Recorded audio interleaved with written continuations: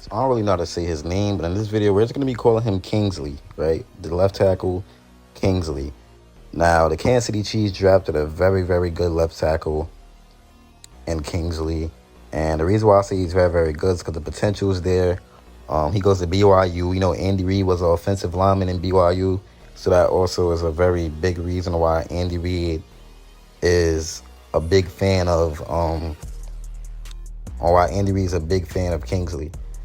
And I love the pick. I mean, we know that we needed a left tackle. And Donovan Smith, he may still come back because I don't just see him starting. I don't see Kingsley starting his first year. I just don't see that happening, you know. So I do think we're going to need like a veteran left tackle or something like that. So, I know I wasn't sounding right in the beginning of the video, but that's because, bro, I was sweating a parlay while I was making this video. But now let's really dive into Kingsley now. I think the dude is going to be great. I think he's going to be a very great left tackle. And I know I keep repeating that, but I tend to do that when I don't have the stats yet. So let me go get some stats, and we're going to really dig deep into what type of player he really, truly is. All right, my bad. Now we're going to really get into it. Y'all know one thing about me. I start off very slow in my videos, and y'all know how we heat up. And I started just dropping y'all a bunch of facts throughout the rest of the video. But Kingsley, he was a 5-star recruit coming out of high school. He went to Oregon, but then he ended up transferring to BYU. He started for 2 years, so he has 2 years of starting experience. He's very big. He's 6'6". He's 6'6", 326 pounds. He has good size, obviously. He has good play strength. Now, one bad thing is that one of his weaknesses is that he has sloppy hand placement. So it limits his control and consistency as a run and pass blocker. So he could struggle to handle NFL edge speed, and that's pretty bad because we're in a division where we have a dude like Max Crosby, who's pretty fast. But like I said, he's probably not going to start the first year anyway. But he's definitely quick. He's quick. He could redirect and mirror counters when he's postured up. And he's very, very good at dealing with bull rushers. So his tape, as y'all can see, is obviously very solid. And I do believe he has the ability to become a starting tackle on the right. Well, not the right side, but I think he could actually develop into being a starting tackle on the left side. But he's going to have to be behind somebody. I would love it if we could bring David Bach. I think Bakatari, I don't know how to say his name. We could bring him in, but we got to see how that goes. But thick frame, good length. He's patient with punch timing to prevent hand counters. He has a good slide and redirect to mirror basic edge-to-edge attacks. He uses his size. He uses his strength to ride the rusher and stop their momentum. He has good lateral quickness in outside zone, and he has good acceleration as a pulling tackle. So he's also effective in climbing, tagging, and sealing targets in space. So he's solid. He has a lot of potential, and he has that athletic profile that goes to show that he could be something very, very great. So, like I said, man, good arm length, big hands.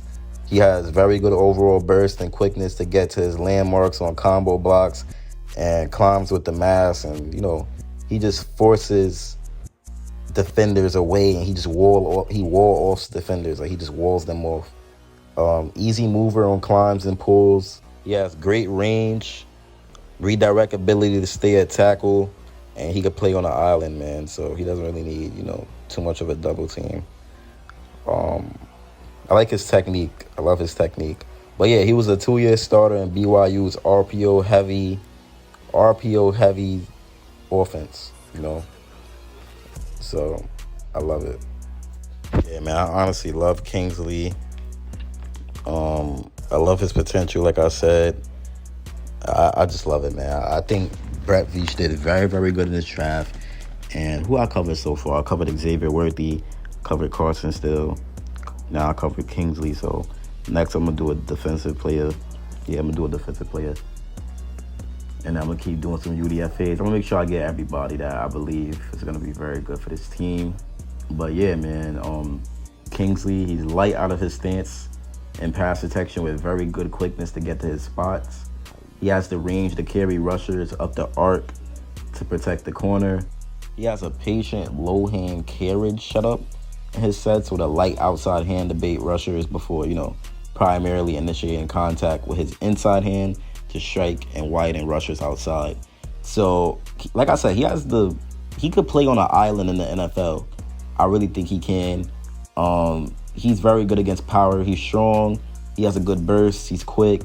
So I love the potential of him on this Chiefs team. Like I said, man, I love what I think he could do. I think he could be a very, very solid player. And I just want to see how he's going to work out. I know it's not going to be a Darian Kennard situation because he's a second-round pick. So this dude is going to play.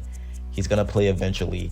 And what I want to what I want to see is, what are the Chiefs going to do at left tackle this season, though? Are they going to go get David Bakatari, whatever his name is? Are they going to re-sign Donovan Smith? Or are they going to lose their mind and let Kingsley start? I don't see it, because usually when a tackle start year one, they get, I think, too good for them.